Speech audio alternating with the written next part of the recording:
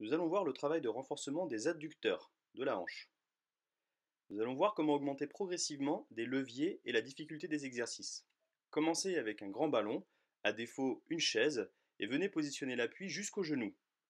Plus l'appui se rapproche de la hanche, et plus le niveau de difficulté est faible. Au fur et à mesure que votre sportif est à l'aise, venez reculer l'appui. Ainsi, le levier va augmenter. Une fois que le sportif est à l'aise, on peut effectuer l'exercice avec un maintien uniquement au niveau du pied. Ici avec une sangle, mais avec un tabouret ce serait pareil. Le gainage isométrique de la course interne à la course externe.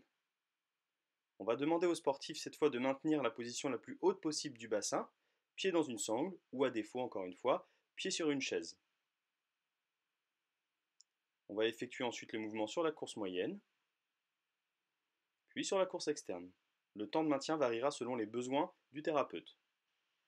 On pourra ensuite effectuer le même exercice en venant basculer le bassin en direction du sol ou en direction du ciel afin de recruter l'éventail complet des différents adducteurs selon les exercices souhaités.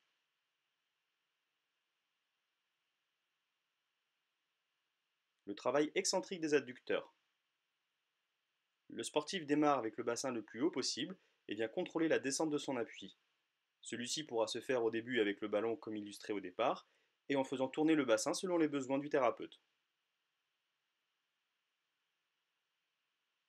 Le travail concentrique des adducteurs.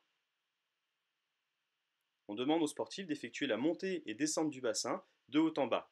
Là encore, l'exercice pourra s'effectuer au début avec un ballon et au fur et à mesure descendre l'appui pour augmenter le levier. Le nombre de séries et répétitions variera selon les besoins.